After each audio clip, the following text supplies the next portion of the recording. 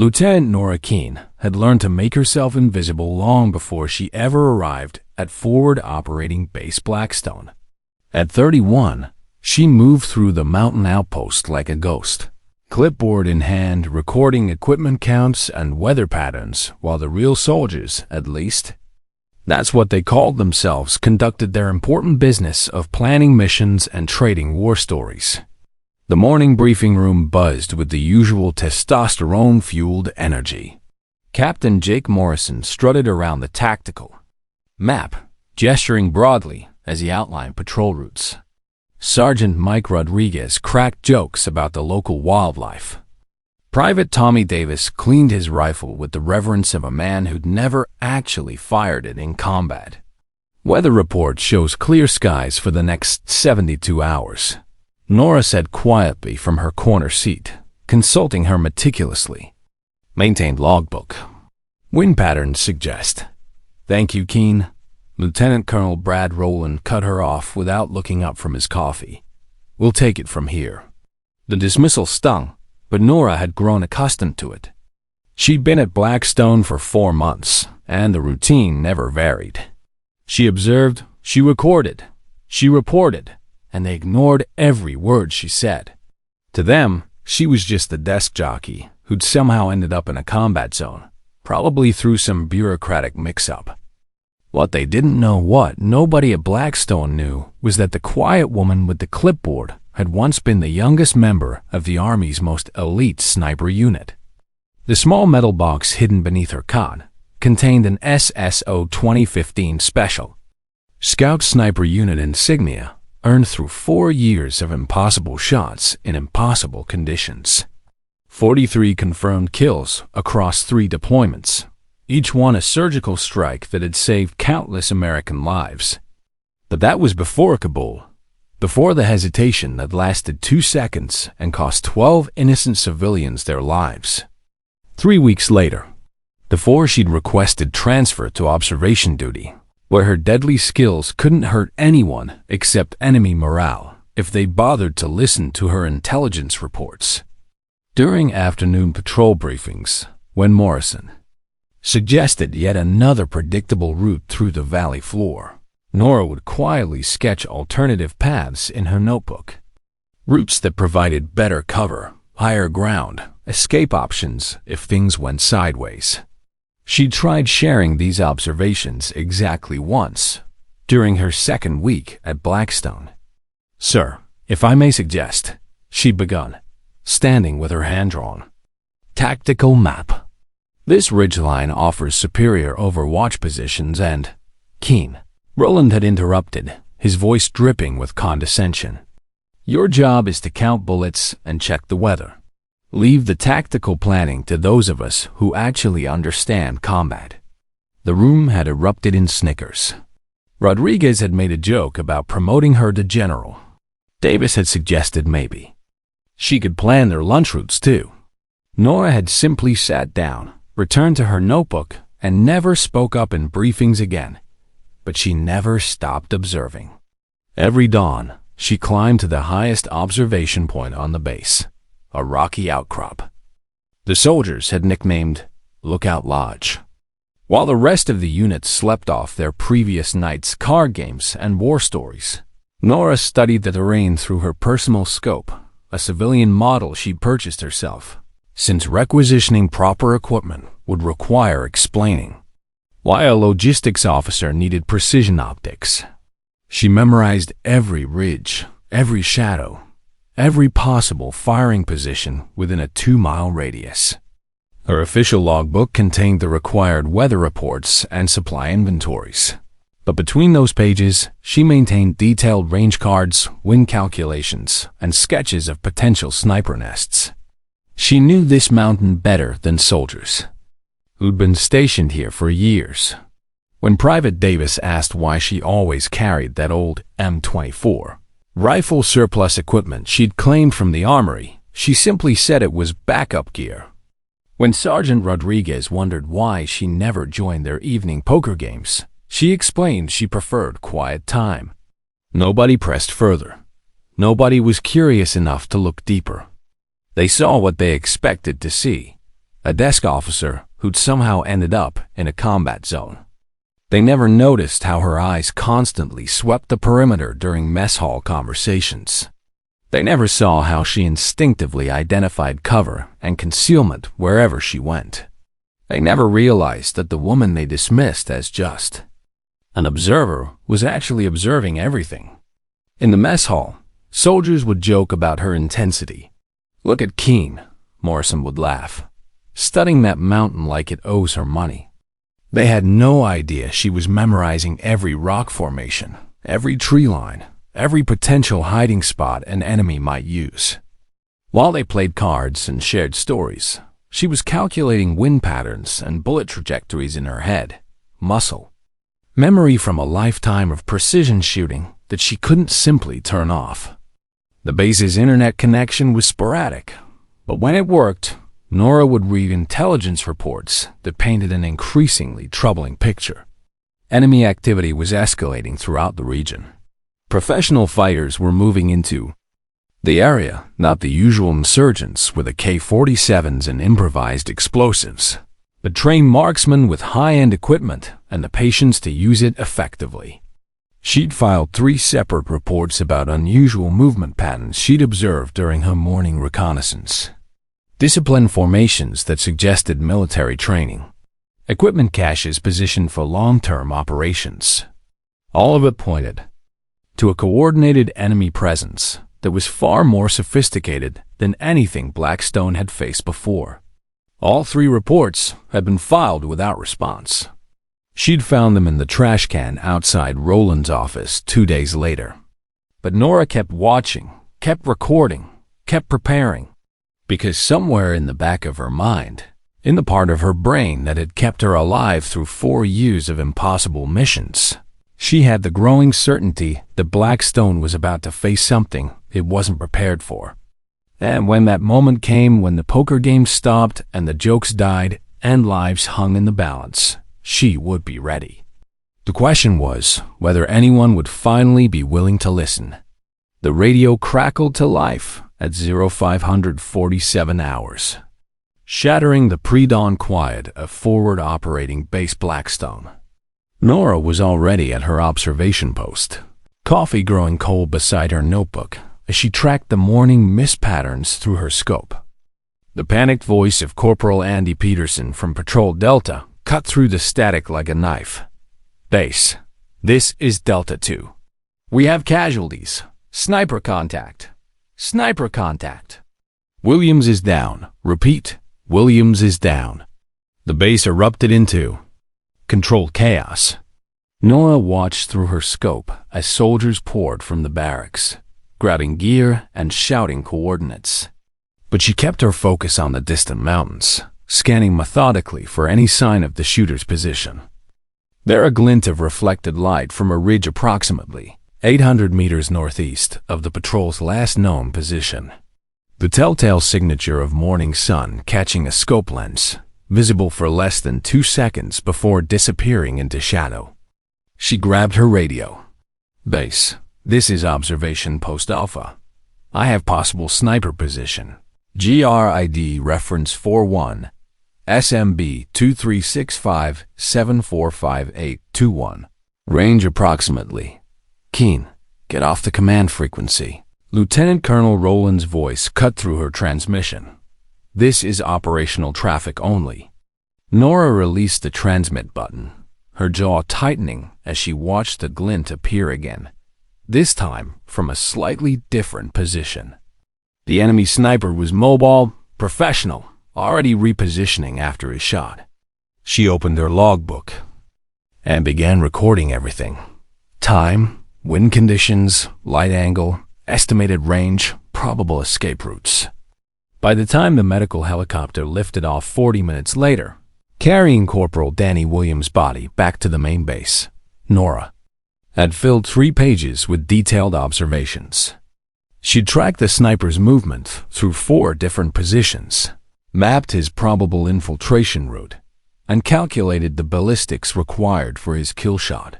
She knocked on Roland's office door at 0900 hours sharp. "Sir, I have."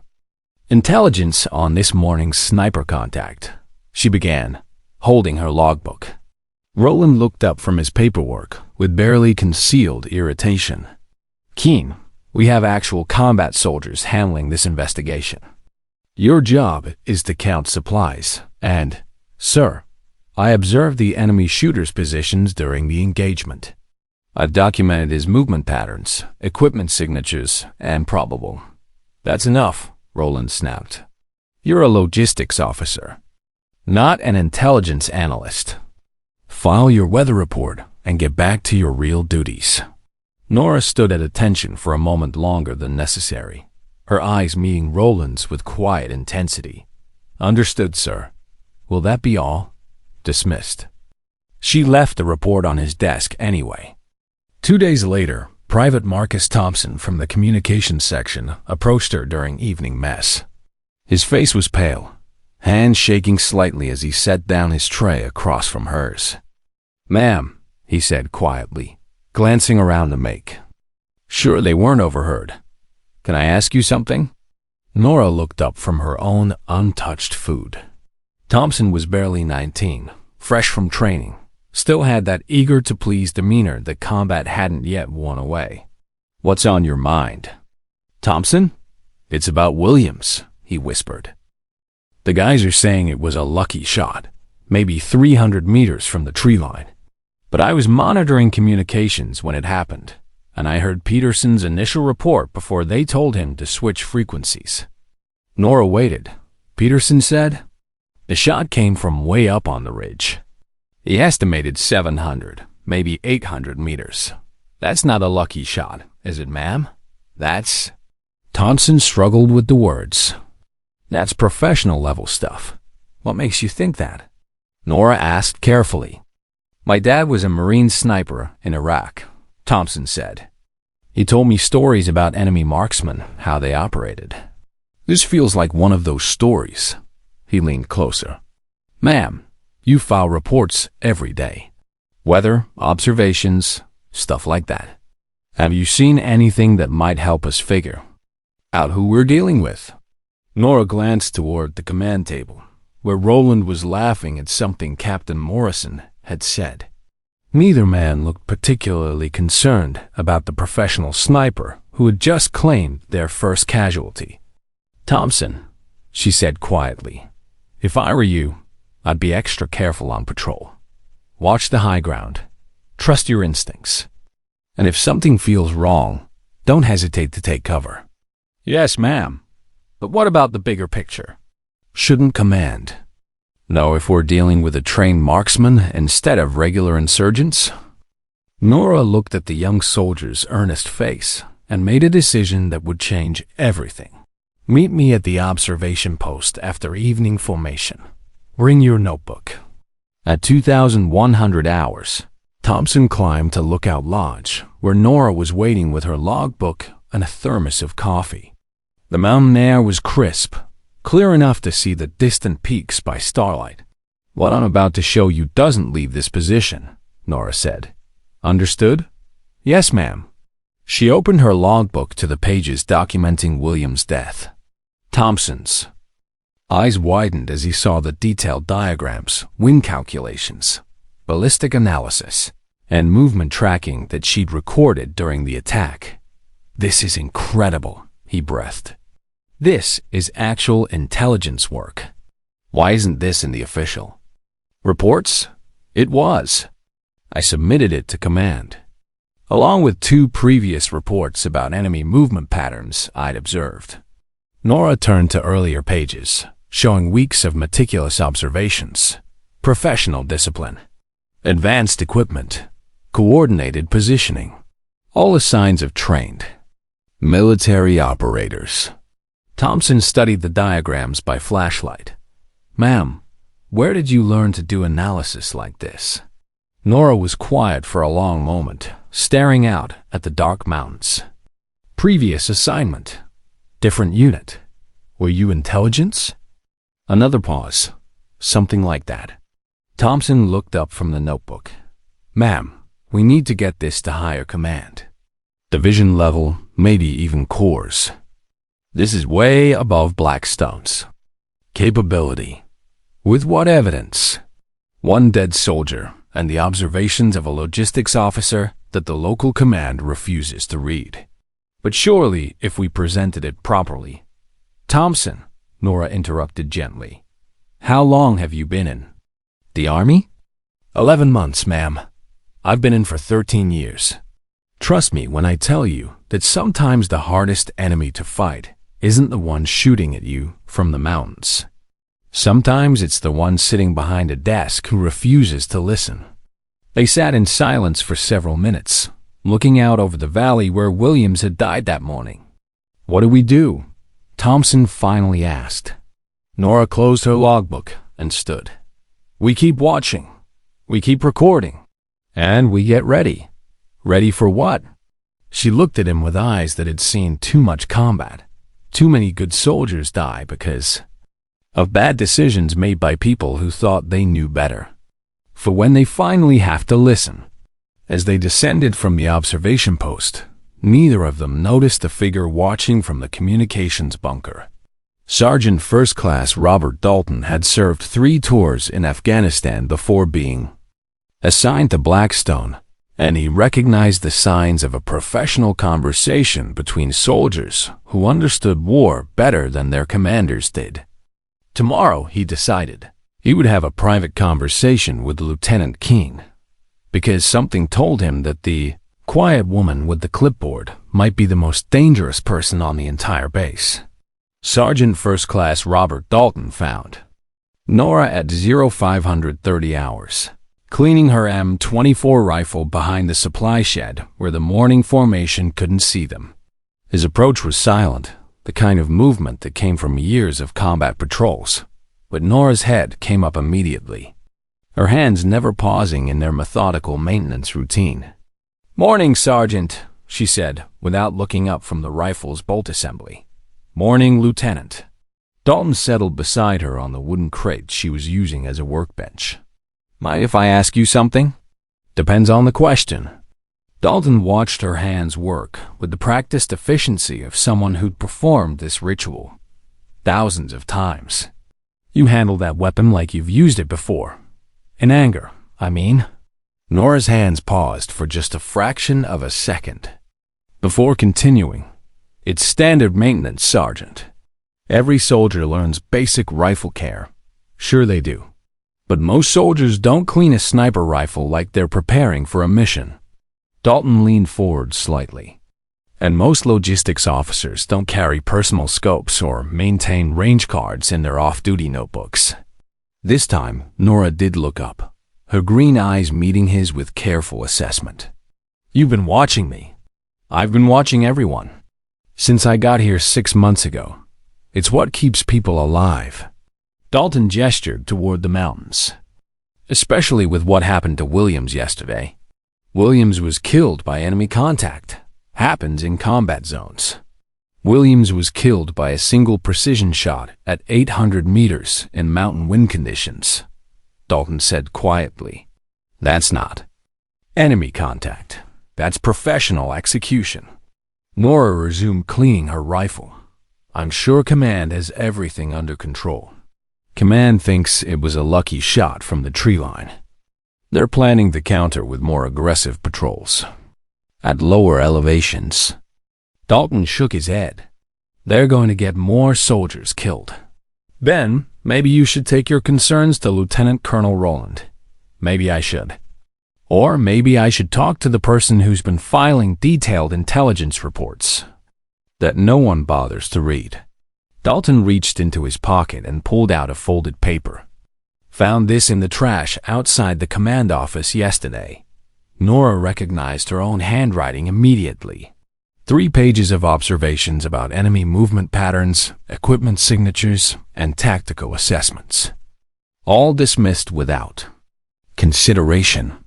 Sir, she said carefully, I don't know what you think you know about my background, but I know you served in Afghanistan before this assignment, Dalton interrupted. I know you carry personal equipment that most soldiers can't afford and don't know how to use. I know you've been watching these mountains like you're planning something. He paused. And I know that Thompson came back from your little meeting last night looking like he just learned something that scared the hell out of him. Norah set down her cleaning rod and looked at Dalton directly. What exactly are you asking, Sergeant?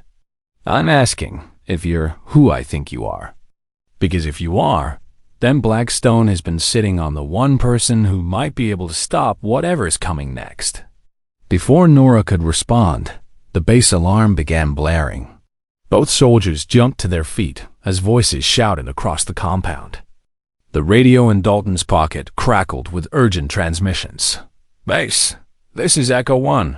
We have casualties. Multiple casualties. Professional sniper contact. Norah grabbed her scope and notebook, following Dalton as they ran toward the command. Bunker. Inside, chaos reigned. Lieutenant Colonel Rowland was shouting orders at radio operators, while Captain Morrison spread maps across the planning table. Shit rep, Dalton called out. Echo Patrol was conducting routine reconnaissance near Hill 247, Morrison reported. Single shooter, multiple targets. 3 wounded, 1 Kier. Corporal Rick Johnson didn't make it to the LZ. Norah felt the familiar cold settle in their stomach. Johnson was 22, married, had shown her pictures of his newborn daughter just last week. Distance? She asked quietly. What? Morrison looked confused. What was the range of engagement? Does it matter? Rowland snapped. We've got another dead soldier, an enemy shooter we can't locate. Sir, Norah said, her voice carrying a tone of authority that made several soldiers look up. The range matters because it tells us what kind of enemy we're dealing with. Equipment requirements, training level, probable escape routes. Keen, for the last time, you are not qualified for tactical analysis. Rowland's face was red with frustration and something that might have been fear.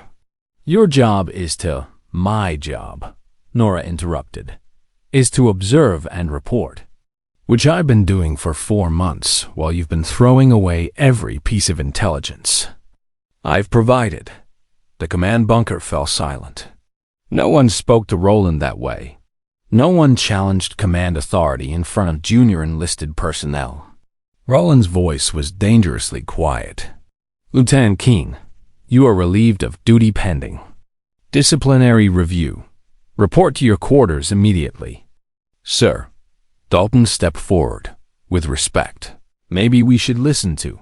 Sergeant Dalton, you're walking a very thin line, Rowland warned. I suggest you focus on your own duties. Norah stood at attention for a long moment, her face calm, despite the storm of emotions underneath. 2 soldiers were dead because of arrogance and incompetence. More would die if nothing changed. Yes, sir, she said finally. Will that be all? Dismissed. As Norah walked toward the bunker exit, Private Thompson appeared in the doorway, his face pale with shock. Ma'am, he called out, not caring who heard. The shooter. Echo Patrol managed to triangulate his position before they withdrew. The shot came from 1,200 meters, uphill, in crosswind. The number hung in the air like an accusation. Even Morrison's face went white. A 1,200-meter shot in mountain conditions wasn't luck. It was world-class marksmanship. Norah stopped at the doorway and turned back to face Rowland. Sir, permission to speak freely? I think you've said enough, Lieutenant. No, sir, I don't. Think I have. Her voice carried across the silent bunker. In the past week, this base has lost 2 soldiers to enemy sniper fire. Both long-range precision kills. Both executed with professional-level skill. She gestured toward her notebook, still lying open on Morrison's map table. I've been tracking the enemy's movement patterns, equipment signatures, and tactical methods for 4 months. I filed detailed reports recommending countermeasures repositioning and enhanced security protocols. She paused, letting her words sink in. Those reports are currently in your office trash can, unread. 2 good soldiers are dead, because you decided that a logistics officer couldn't possibly understand combat operations. Her green eyes fixed on Roland with laser intensity. How many more are going to die because you're too proud to listen? Roland's hand moved toward his sidearm. Lieutenant Keene, you are under arrest for insubordination. And, sir, Dalton's voice cut through the tension like a blade. Before you do something you'll regret, maybe you should ask Lieutenant Keene about her previous assignment. I don't care if she was a general secretary. She's a logistics SO, Dalton said quietly. Special scout sniper. 4 years, 3 deployments. I served alongside that unit in Kandahar. He looked at Norah with something approaching reverence. 43 confirmed kills at ranges most people can't even see. The command bunker exploded? In whispers.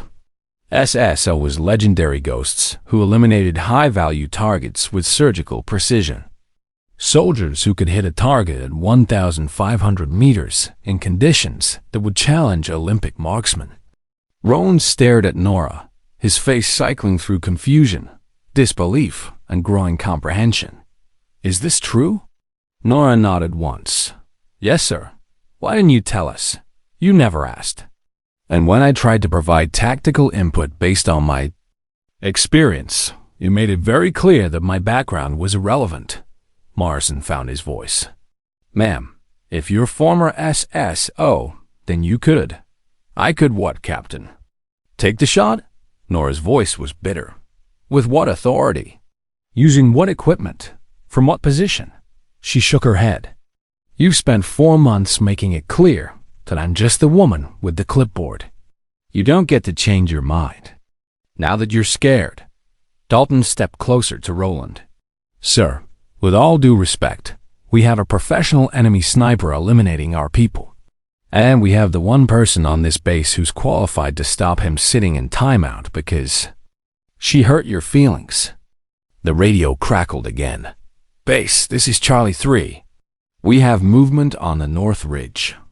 Possible sniper position. Request immediate support.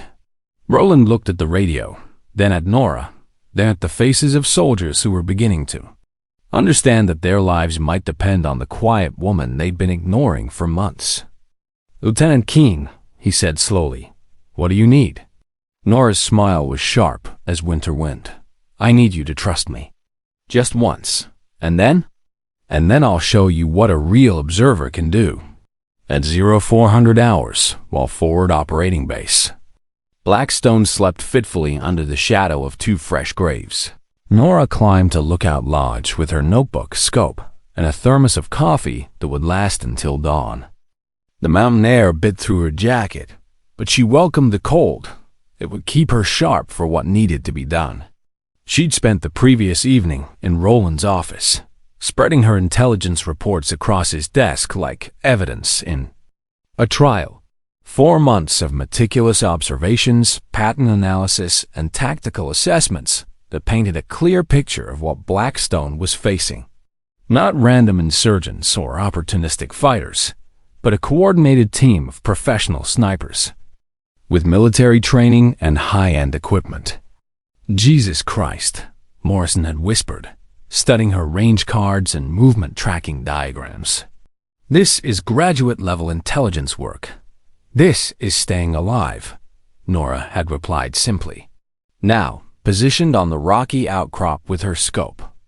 Trained on the enemy's most likely positions, she began the methodical process of hunting the hunter. Her notebook lay open beside her, pages filled with 4 months of data that finally had an audience. The enemy sniper had made 2 kills from positions approximately 800 and 1,200 meters from their targets. Both shots had been taken during morning hours when light conditions favored precision work. Both had been fired from elevated positions, with clear fields of fire and multiple escape routes. But patterns were predictable, and predictable meant vulnerable. At 0547 hours, the exact time that dead Williams had been killed 3 days earlier, Norah caught the briefest glint of reflected Light from a ridge 950 meters northeast of the base. The enemy was establishing his morning position, probably selecting targets from the soldiers, beginning their daily routines below. She keyed her radio. "The base, this is Observation Post Alpha. I have visual contact with probable enemy sniper position. Grid reference 41 SMB 2389446-127. Range 950 meters. Alpha, this is base." Dalton's voice crackled back. He'd volunteered for communications duty, ensuring that Norah's reports would actually reach command. "Confirmed, we're tracking." Through her scope, Norah watched the enemy settle into his firing position. Professional discipline. He moved slowly, methodically, taking time to establish proper sight picture and breathing rhythm. This was someone who understood the craft, who took pride in precision execution, like she once had. Base. Target is established and appears to be selecting engagement priority. Recommend immediate lockdown of all external movement. Roger Alpha, lockdown. Initiated. But lockdown wouldn't be enough. The enemy had already demonstrated his ability to hit targets at extreme range under challenging conditions. Keeping soldiers inside wouldn't eliminate the threat.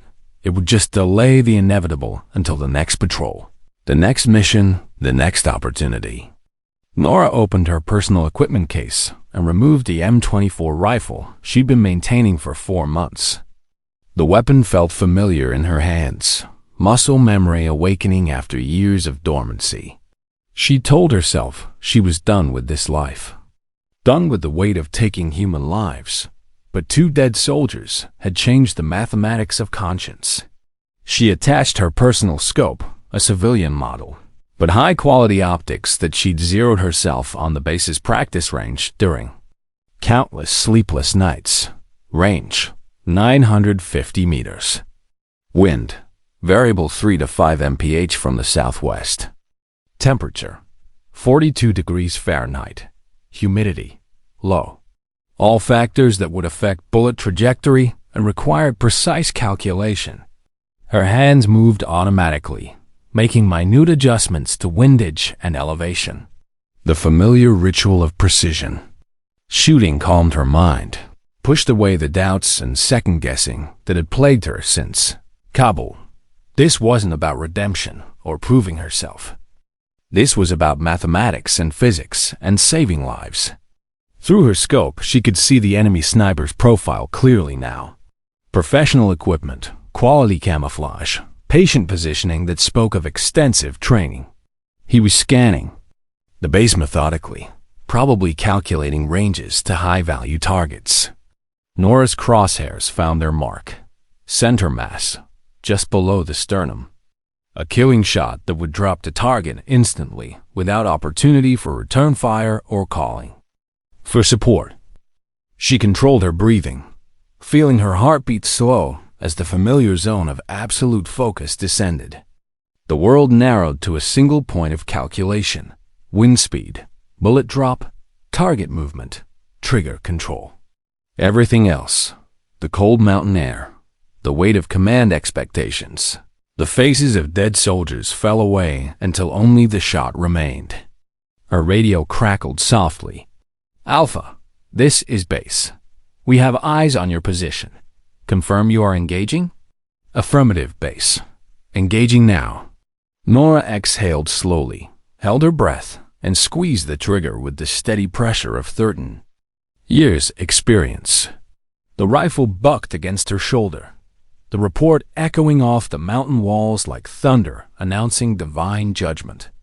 Through her scope, she watched the enemy sniper's body go limp and tumble from his position, disappearing into the rocks below.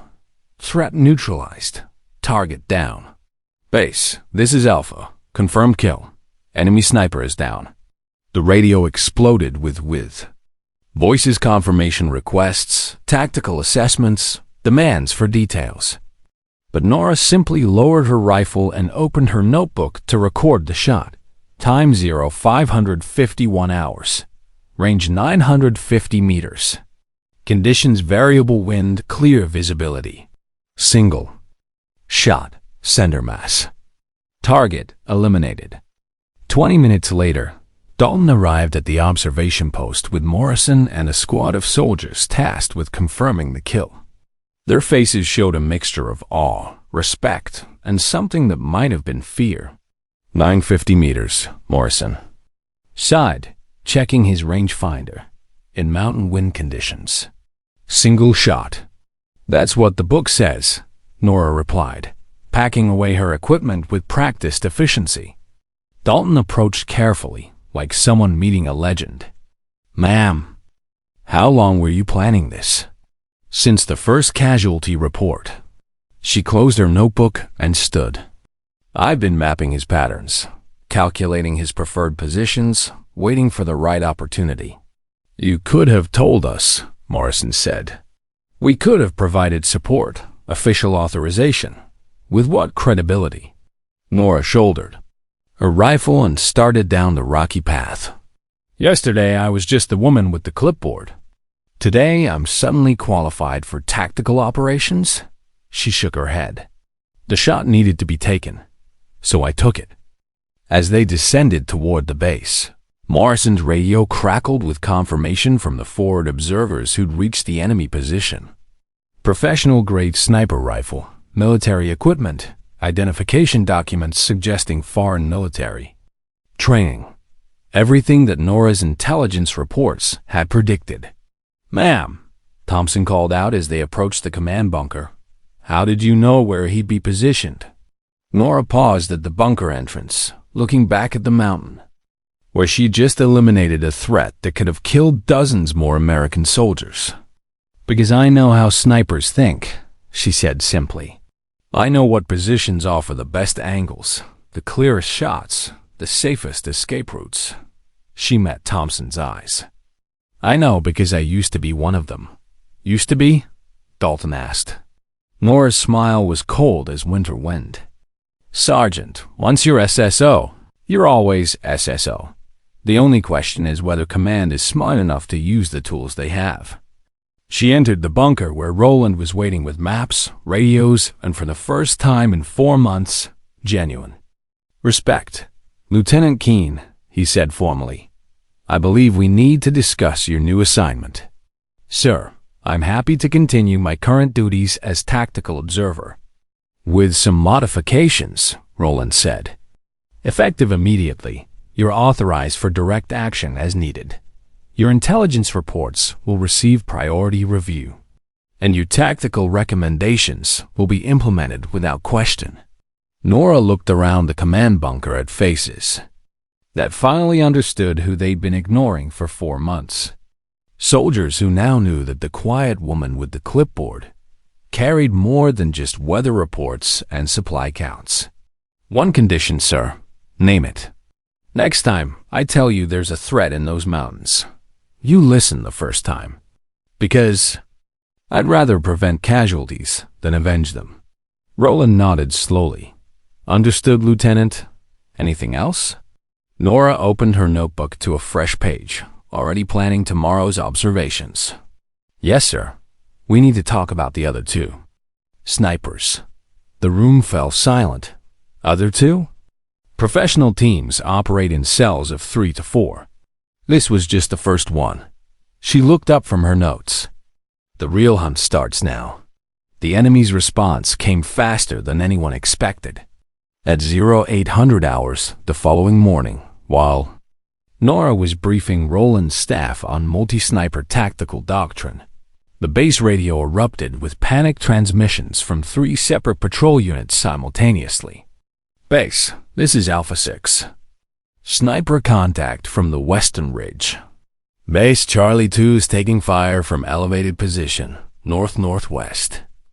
All units, we have coordinated sniper attacks on multiple patrols. Norah grabbed her equipment and sprinted toward Lookout Lodge, Dalton close behind. This was exactly what she'd feared. The elimination of their first target had prompted the remaining cell members to accelerate their timeline and execute a coordinated assault designed to maximize casualties and psychological impact. From her observation position, she could see muzzle flashes from two distinct locations, one approximately 1,100 meters northwest, another at 850 meters due west.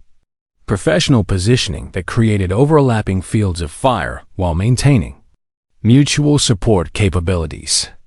"Base, this is Alpha," she transmitted. "I have visual on two enemy positions. They're working together coordinated fire to pin down our patrols while preventing mutual support. Alpha, can you engage?" Roland's voice carried new urgency and, notably, genuine respect for her tactical assessment. "Negative on simultaneous engagement. I can eliminate one target, but the second will identify my position and neutralize me before I can reposition." Norah studied the tactical situation through her scope. "Recommend immediate helicopter support for extraction of pinned personnel. Air support is 20 minutes out. We don't have 20 minutes. Through her scope, Norah watched American soldiers pinned behind inadequate cover while two professional marksmen took careful aim. Private Jackson from Alpha Patrol was bleeding from a shoulder wound. Sergeant Torres from Charlie Unit was trying to crawl toward better cover, while bullets sparked off rocks inches from his position. The mathematics were brutally simple. Without intervention, multiple soldiers would die in the next few minutes. "Base, I'm engaging the western position first. As soon as I fire, the northwestern shooter will target my location. Have someone ready to guide me to emergency extraction." "Alpha, that's suicide. Wait for air support." "Sir, respectfully, we don't have time to wait." Norah settled into her firing position, calculating range and wind conditions for the western target. "Sometimes you have to take the shot that's available." She'd faced similar situations in Afghanistan, impossible tactical scenarios, where perfect solutions didn't exist and good soldiers died while commanders debated options.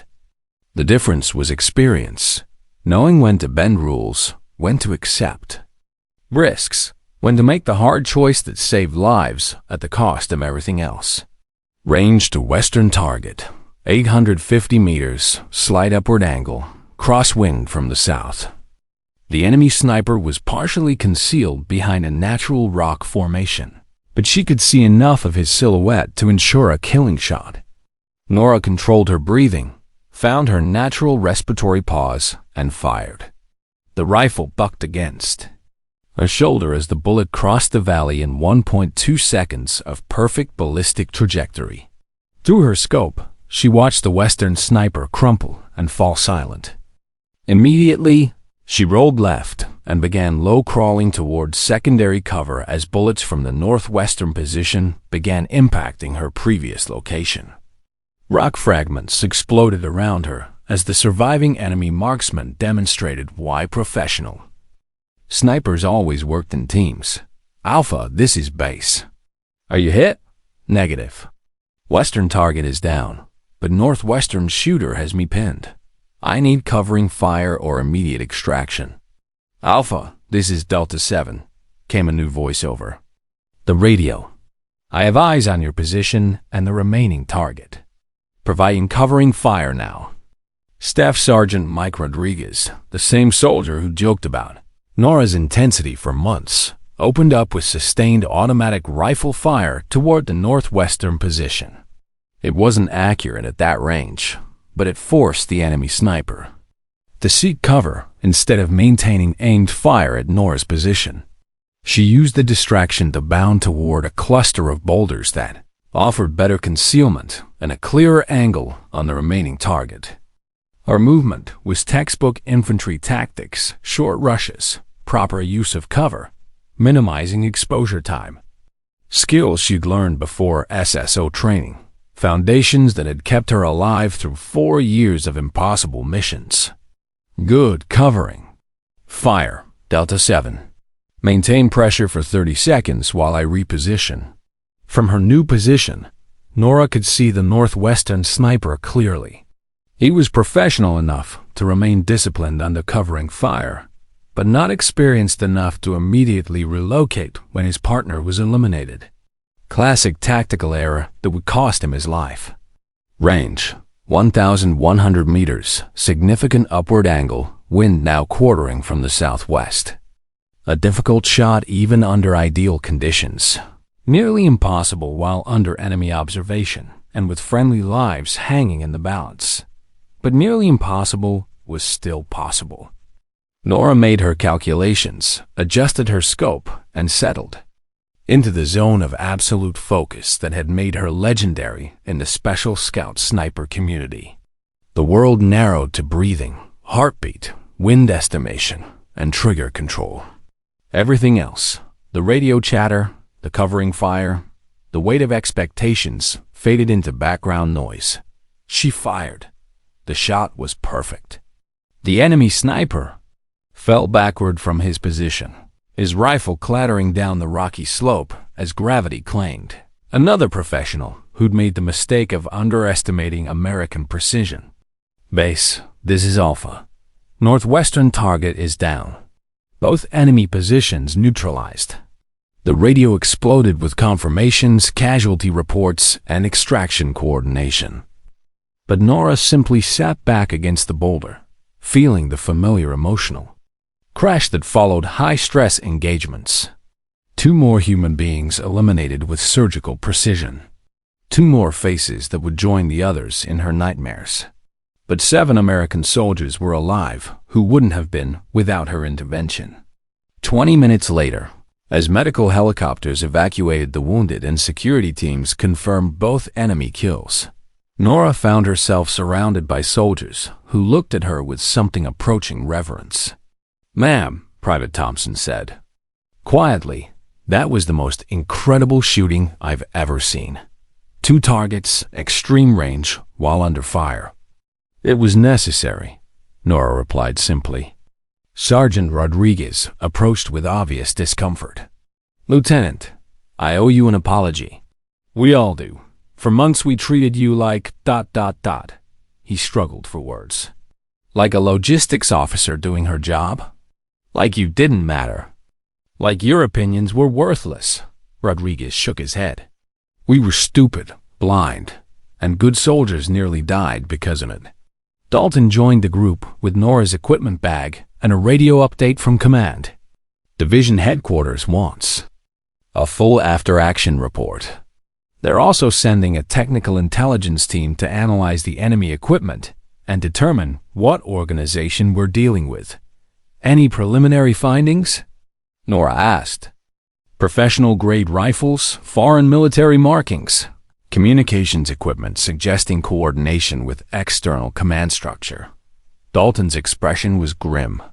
This wasn't a random insurgent cell. This was a directed operation by trained military personnel. Norah nodded. She'd suspected as much from the beginning. The tactical discipline, equipment quality, and coordination patterns all suggested state-sponsored or professionally organized opposition. "Ma'am," Thompson asked, "how did you know there would be multiple snipers?" "Your intelligence reports mentioned it, but how could you be certain?" "Because that's how professional teams operate," Norah explained. "Individual snipers are vulnerable to counter-sniper operations. Teams provide mutual support, overlapping coverage, and redundancy if one member is eliminated." She looked toward the mountains where she'd just eliminated 2 trained killers. "The real question is whether we got them all." "All?" Morrison's voice carried new concern. "Professional sniper teams typically operate in cells of 3 to 4. We've eliminated 3 confirmed targets." Norah opened her notebook to tactical diagrams she'd been developing over months of observation. But the level of coordination and equipment suggests broader support infrastructure. Communication specialists, forward observers, logistics personnel. "You think there are more?" "I think we've disrupted their primary operation, but I'd be surprised if we've eliminated the entire network." Norah stood and shouldered her rifle. "Which means we need to stay vigilant and continue aggressive counterintelligence operations." As the group descended toward base, Roland's voice crackled over Dalton's radio. "All units, this is base command. Effective immediately. Lieutenant Keene is designated primary tactical advisor for counter-sniper operations. All patrol routes, security protocols, and defensive positioning will be coordinated through her analysis."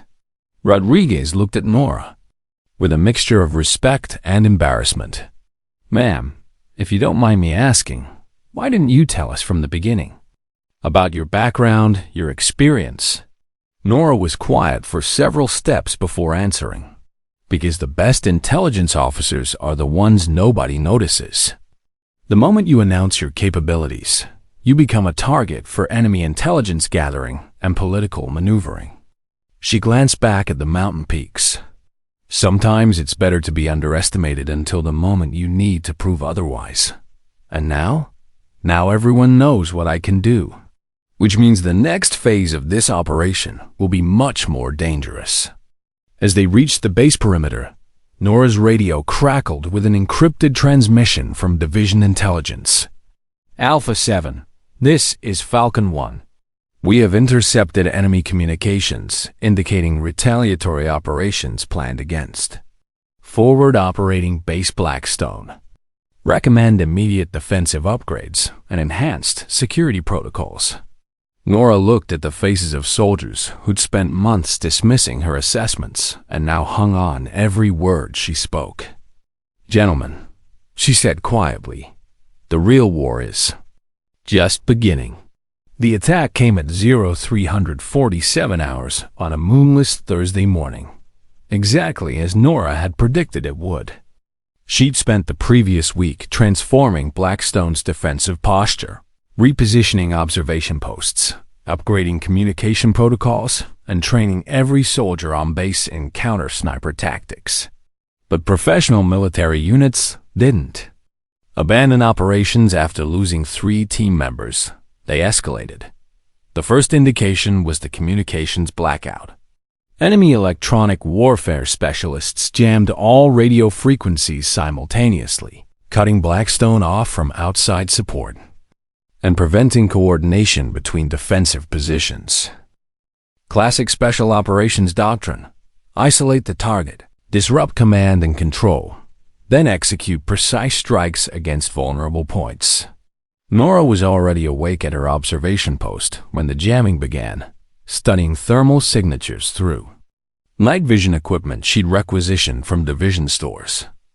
Her new authority as tactical advisor came with access to resources that had been denied during her months as just a logistics officer. Through her scope, she could see the coordinated movement of at least 12 personnel advancing through 3 separate approach routes. Professional infantry tactics, suppressing fire teams, designated marksmen, and what appeared to be demolition specialists targeting critical infrastructure. Without radio communication, she grabbed a signal flare and fired it toward the command bunker, the prearranged alert for imminent coordinated attack. Within seconds, defensive positions throughout the base began responding according to the protocol she'd established. The enemy's first mistake was assuming that eliminating their sniper team had left Blackstone blind and vulnerable. They hadn't accounted for an intelligence officer who understood their methodology better than they understood hers. Their second mistake was attacking a position that had been redesigned by someone with 4 years of special operations experience. Norah moved quickly through the defensive network she'd constructed, using covered approaches and concealed positions to coordinate the base's response without exposing herself to enemy fire. Every soldier knew their role, every position had predetermined fields of fire, and every defensive measure had been tested against exactly this type of assault. At the western perimeter, Sergeant Rodriguez and his squad used interlocking machine gunfire to suppress the enemy's primary assault force. At the communications bunker, Staff Sergeant Johnson's team protected critical equipment with disciplined rifle fire and tactical grenades. At the motor pool, Private Thompson coordinated vehicle protection using lessons Norah had taught him about urban combat techniques. But the enemy had one advantage that Norah's intelligence hadn't detected: an embedded forward observer who'd been providing targeting data for weeks before the assault began. The mortar rounds began falling at 0354 hours, precisely targeted at Blackstone's ammunition storage, medical facility, and command bunker. Professional indirect fire that demonstrated intimate knowledge of the base's layout and critical vulnerabilities. Norah realized immediately that this wasn't just a retaliatory strike. It was an elimination operation designed to destroy Blackstone entirely and send a message about the consequences of interfering with their operations. She grabbed her rifle and began moving toward the mortar position she'd identified through muzzle flash analysis. Range: approximately 1,400 meters, firing from a concealed position in the northern ridge complex. Far beyond the range of base defensive weapons, but well within her capabilities as a precision marksman. The approach required crossing 200 meters of open ground under indirect fire while carrying equipment for a shot that would challenge Olympic-level competitors. But 7 American soldiers had died in the first 10 minutes of the assault, and the mathematics of survival demanded immediate action. Norah low-crawled through the impact zone, using crater defilade and natural cover to avoid both mortar fragments and small arms fire from enemy observation posts. Her movement was textbook special operations: calculated risks, minimum exposure, efficient use of terrain features for concealment. At 0421 hours, she reached a position with clear line of sight to the enemy mortar crew. Through her scope, she could see 4 personnel, 2 loading ammunition, 1 adjusting targeting data, and 1 providing security overwatch. Professional military organization that required elimination in proper sequence to prevent retaliatory fire. Range: 1,427 meters. Wind: variable gusts from multiple directions due to mountain terrain effects. Lighting: minimal visibility requiring precise holdover calculations. Target priority: eliminate the forward observer first to disrupt targeting accuracy, then the gunner to stop immediate fire, then the remaining crew members. Norah's first shot dropped the forward observer at 0423 hours. The second eliminated the primary gunner 4 seconds later. The third and fourth shots neutralized the remaining crew members before they could locate her position or call for support. Immediate effect: mortar fire stopped, removing the primary threat to Blackstone's survival. Secondary effect: enemy assault teams lost their indirect fire support and began withdrawing under pressure from defensive positions that were now coordinating effectively. Final effect: the enemy force withdrew completely by 0445 hours, leaving behind equipment and casualties that would provide valuable intelligence about their organization and capabilities. As dawn broke over forward operating base Blackstone, Norah descended from her firing position to find a scene of controlled chaos. Medical personnel treating wounded soldiers, engineers assessing structural damage, and intelligence specialists documenting enemy equipment left behind during their hasty withdrawal. Lieutenant Colonel Rowland approached her with obvious relief and something that might have been gratitude. "Lieutenant, your defensive preparations saved this base. Without your tactical modifications, we would have been overrun in the first 15 minutes. The soldiers saved the base, sir. They just needed proper training and coordination. Don't minimize what you accomplished here. Division Intelligence estimates that we faced a reinforced Special Operations team with indirect fire support.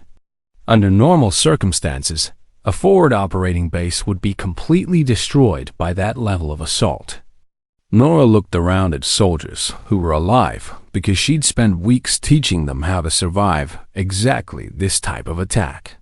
Normal circumstances don't account for having the right person in the right position with the right preparation. Dalton joined them with a preliminary casualty report. 7 KIA, 12 wounded, but facility integrity is maintained and all critical systems are operational. The enemy left behind significant intelligence materials, including communication equipment, tactical plans, and identification documents. What's the intelligence assessment? Norah asked. Foreign Military Special Operations Unit, probably state-sponsored. Definitely targeting American forward positions throughout the region. Dalton's expression was grim. This wasn't random terrorism. This was professional military action designed to eliminate American intelligence gathering capabilities. Roland nodded slowly, which means Blackstone was specifically targeted because of our location and mission parameters. He looked at Norah. They came here to eliminate us, and they nearly succeeded. But they didn't succeed, Norah replied quietly. And now they understand that Blackstone isn't as vulnerable as they assumed. Over the following days, as intelligence, teams analyzed the captured materials and engineers repaired battle damage. A clearer picture emerged of what Blackstone had faced. The enemy unit was part of a broader campaign targeting American forward positions throughout the mountain region. Their tactics were sophisticated, their equipment was professional grade, and their intelligence about American capabilities was disturbingly accurate. But they'd made one critical miscalculation. They'd assumed that eliminating 3 snipers would leave Blackstone defenseless against coordinated assault. They hadn't accounted for the quiet woman with the clipboard who'd been watching, learning, and preparing for exactly this scenario for months. "Ma'am," Private Thompson asked during the post-action briefing, "how did you know they would attack like this? Your defensive preparations were perfect for exactly the assault we faced." Norah looked around the room at faces that no longer questioned her tactical assessments or dismissed her intelligence reports. "Because I understand how professional military units operate. When you eliminate part of their capability, they don't retreat. They escalate until they either accomplish their mission or determine the cost is too high to continue. And now? Now they know that Blackstone has capabilities they didn't account for. The next time they come, if they come, they'll be much better prepared." She opened her notebook to tactical diagrams already being developed for enhanced defensive measures. "Which means we need to be better prepared too." Sergeant Rodriguez raised his hand. "Ma'am, what if they don't come back? What if they decide we're too dangerous to attack again?" Norah's smile was cold as winter wind. "Sergeant, professional military units don't abandon strategic objectives because of tactical setbacks. They adapt, they improve, and they return with better intelligence and enhanced capabilities." She looked toward the mountains where enemy forces had withdrawn after their failed assault. "The question isn't whether they'll come back. The question is whether we'll be ready when they do." 3 weeks after the failed assault on Blackstone, Norah's enhanced intelligence network detected the signs she'd been waiting for. Increased electronic surveillance, probing attacks on neighboring outposts, and most tellingly, the arrival of a high-value target that Division Intelligence had been tracking for months. Colonel Viktor Petrov, former Russian Spetsnaz commander and current leader of a mercenary unit, specializing in eliminating American forward positions. His presence in the region meant that Blackstone had become more than just a tactical problem. It had become a strategic priority, requiring personal attention from enemy leadership.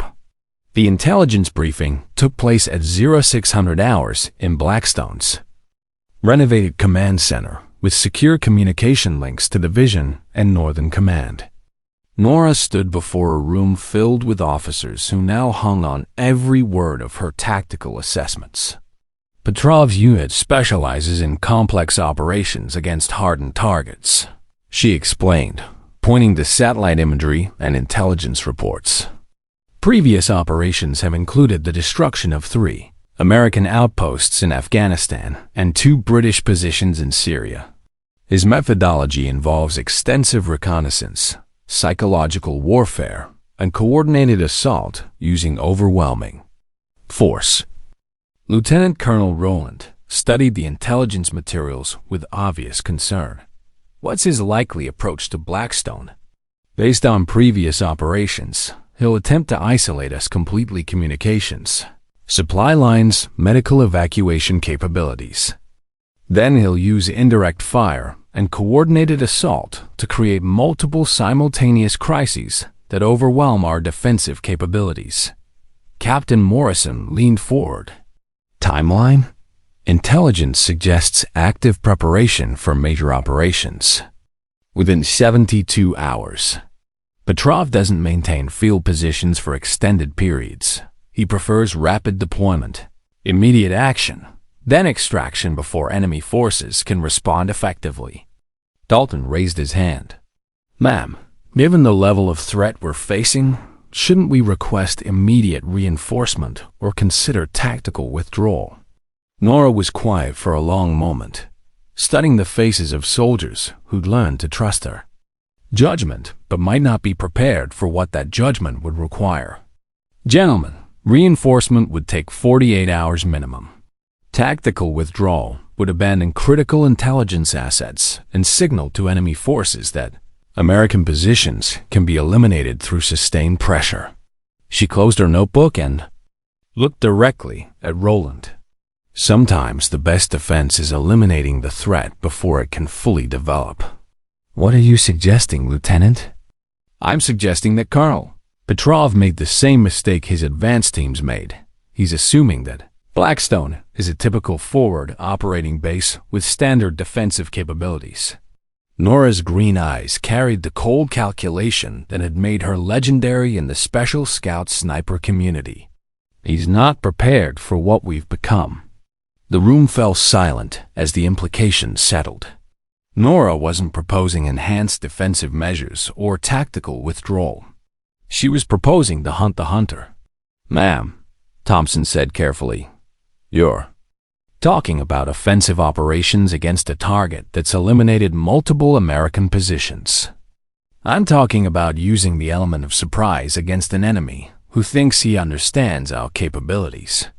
Norah opened her personal equipment case and removed items that most of the soldiers had never seen before.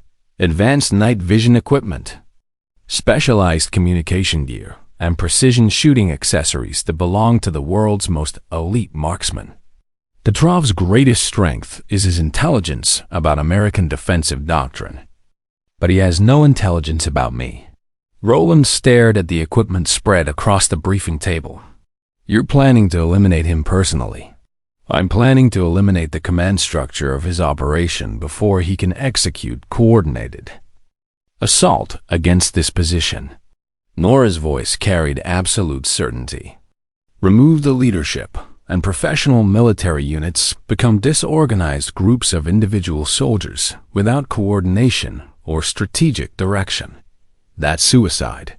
You'll be operating alone, in enemy territory, against a target with superior numbers and intimate knowledge of local terrain. Sir, I'll be operating with superior training, better equipment, and 4 months of detailed terrain analysis that Petrov's unit doesn't possess. Norah began packing her specialized gear. Sometimes the advantage goes to the person who's willing to take the shot that everyone else thinks is impossible. Dalton stepped forward. Ma'am, if you're determined to do this, you shouldn't go alone. I volunteer to provide overwatch and communication support. Negative, Sergeant. This is a single operator mission requiring stealth and precision. Additional personnel would compromise operational security and reduce chances of success. Then, at least take communication equipment so we can provide intelligence support. Norah considered this acceptable. But once I'm in position, radio silence until mission completion. Any transmission could reveal my location to enemy electronic surveillance.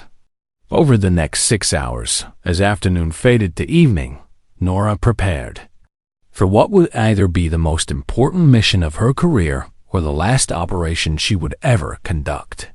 Her equipment was meticulously checked.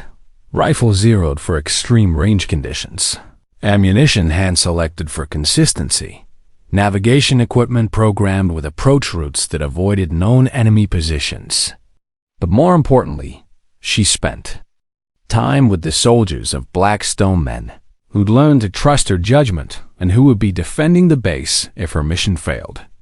"Ma'am," Rodriguez said during evening mess, "you don't have to do this. We can hold the base against whatever Petrov brings." "Maybe," Norah replied. "But holding the base means accepting casualties that we can prevent. As long as Petrov's unit operates in this region, American soldiers will die." She looked around the room at faces that had become familiar over months of shared danger. Sometimes preventing those deaths requires taking risks that seem unreasonable. Private Thompson approached her table. "Ma'am, can I ask you something? Personal? What's on your mind? After Kabul, after what happened with the missed shot, why did you keep training? Why maintain skills you thought you'd never use again?" Norah was quiet for several moments, considering how to explain something she'd never fully understood herself. Because some capabilities are too important to lose, even when you hope you'll never need them again. Because somewhere in the back of your mind, you know that someday, somehow, those skills might be the difference between life and death for people you care about. She looked toward the mountains where Colonel Petrov was preparing his final assault on Blackstone. Someday turned out to be today. At 2,200 hours, as Blackstone settled into enhanced defensive posture, Norah slipped through the perimeter and began her approach toward enemy positions. Her movement was ghost-like techniques learned through years of operations in hostile territory, where detection meant death and success meant invisible precision. The mission parameters were brutally simple. Locate Colonel Petrov's command position, eliminate him and his key staff, then extract before enemy forces could organize effective pursuit. Distance to target area, approximately 6 kilometers through. Mountain terrain controlled by professional military units with advanced surveillance equipment. Estimated probability of success, less than 30%. Estimated probability of survival if mission failed, 0%.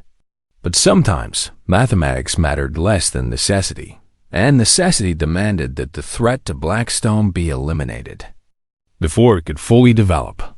As Norah disappeared into the mountain darkness, carrying skills and equipment that would either save her friends or get her killed, she thought about the journey that had brought her to this moment. From the quiet woman with the clipboard who'd been ignored for months, to the tactical advisor whose assessments now shaped defensive strategy, to the precision marksman preparing to eliminate an enemy commander at ranges that challenged the limits of human capability. The circle was closing. By dawn, either Colonel Petrov would be dead, or Blackstone would face the most dangerous assault in its history without the one person who might be able to save it.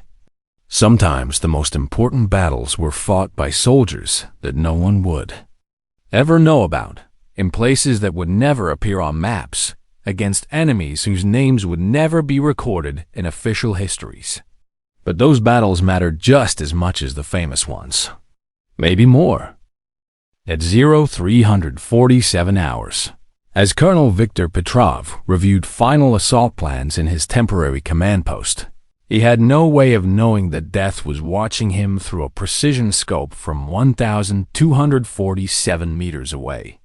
Norah had been in position for 3 hours, having approached through terrain so difficult that Petrov's security teams hadn't bothered to establish overwatch positions.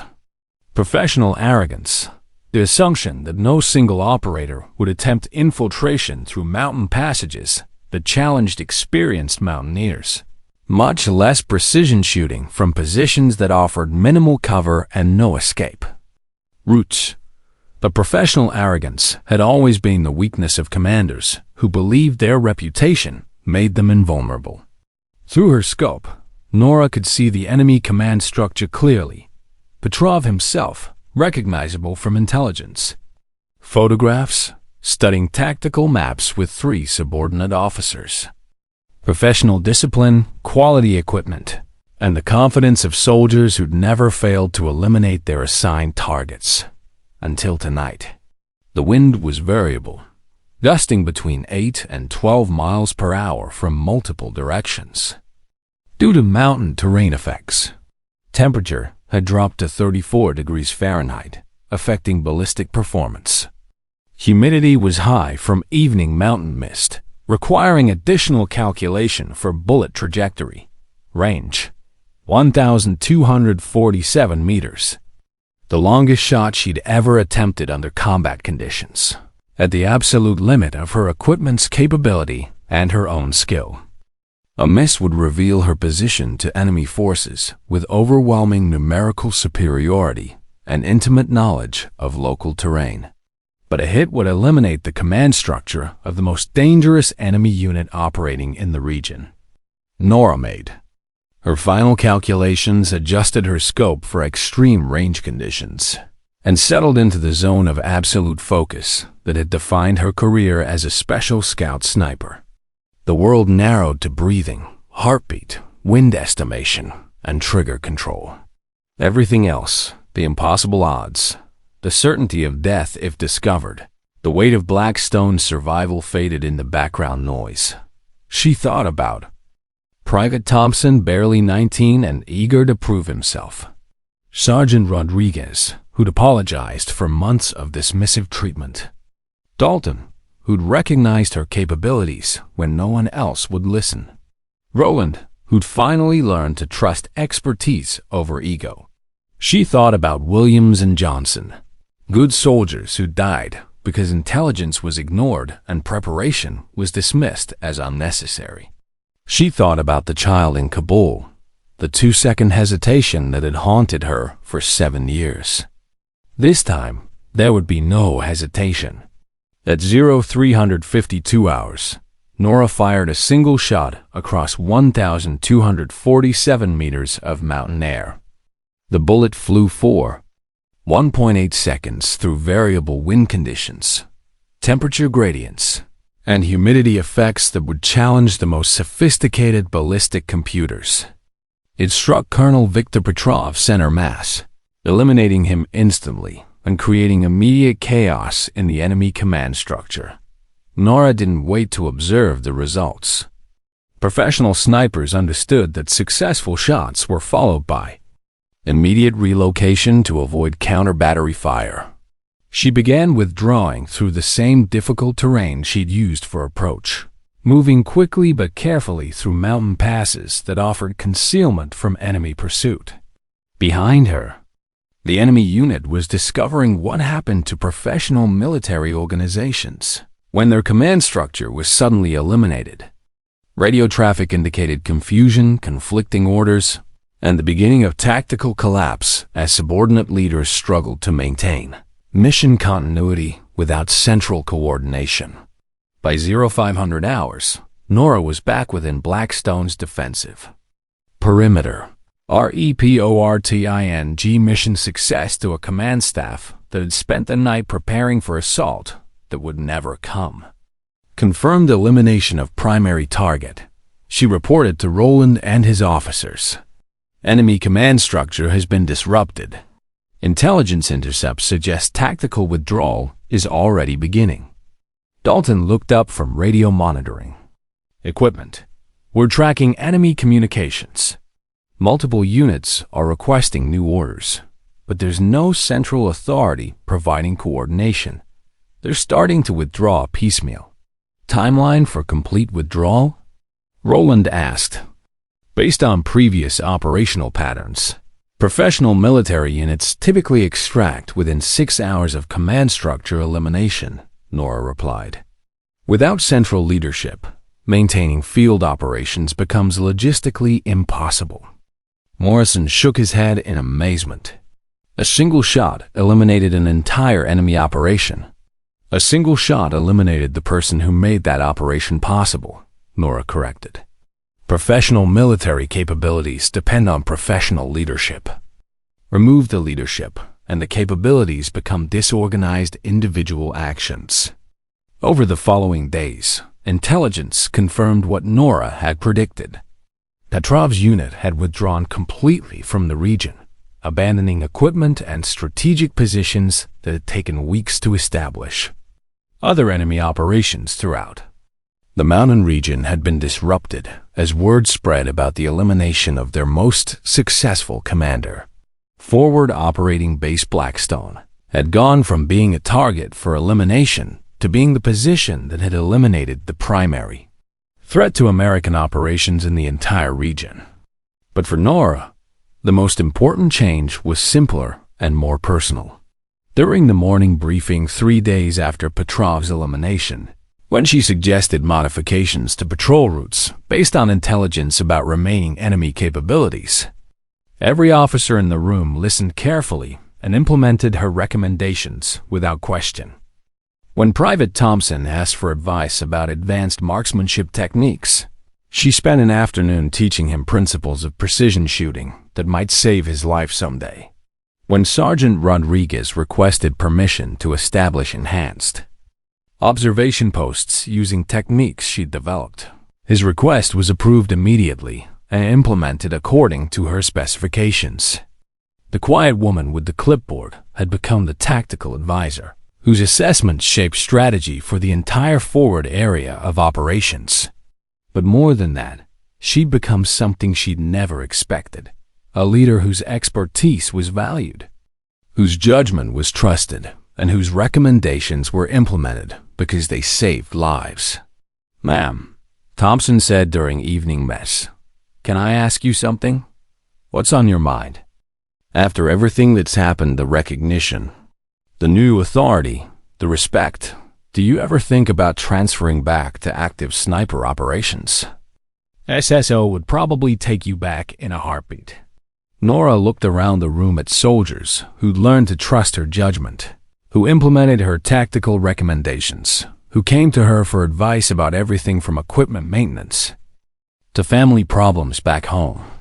"Thompson, I spent 4 years as a sniper eliminating high-value targets at extreme range. 43 confirmed kills in impossible conditions." She closed her notebook and stood. "But I've never had more impact on mission success than I've had here at Blackstone." "How so, ma'am?" "Because here, I'm not just eliminating individual threats. I'm teaching other soldiers how to identify those threats, how to prepare for them, how to respond when the moment comes." She looked toward the mountains where enemy forces no longer operated. Individual capabilities matter, but organizational capabilities last forever. "So you're staying in observation?" Norah's smile was warm for the first time since Kabul. "I'm staying where I can do the most good for the most people. Sometimes that means taking the impossible shot. Sometimes it means teaching others how to take those shots when I'm not there." She paused at the entrance to the mess hall. "But mostly, it means being trusted to do whatever needs to be done by people who understand that the quiet person in the corner might be exactly the person you need most when everything goes wrong." As she walked toward her quarters, past soldiers who nodded with genuine respect, past defensive positions designed according to her specifications, past equipment maintained according to her standards, Norah reflected on the journey that had brought her to this moment. From the dismissed logistics officer to the tactical advisor, whose assessments shaped regional strategy. From the woman with the clipboard to the precision marksman who'd eliminated the most dangerous enemy commander. In the operational area, the circle was complete, but more importantly, it was sustainable. The skills she'd developed, the lessons she'd learned, the trust she'd earned, all of it would continue long after she moved to her next assignment. Because the most important victories weren't the ones that made headlines or earned medals. They were the ones that prevented casualties, saved lives, and taught other people how to be better at the most important job in the world, keeping their fellow soldiers alive. Lieutenant Norah Keene had found her place in the Army, and the Army had finally learned to value what she brought to the mission. Sometimes that was enough. Sometimes that was everything. 6 months later, when a new logistics officer arrived, At Forward Operating Base Blackstone, the soldiers had a simple piece of advice. Listen to what she says. Write down what she recommends. Do what she tells you to do. Because the quiet person with the clipboard might know things that could save your life. And if you're lucky enough to earn their trust, you might learn something that makes you better at the most important job you'll ever have. Never underestimate the observer. They see everything, including things you don't know you need to see. Sometimes the hero isn't the one charging forward. Sometimes the hero is the one who's been quietly ready all along.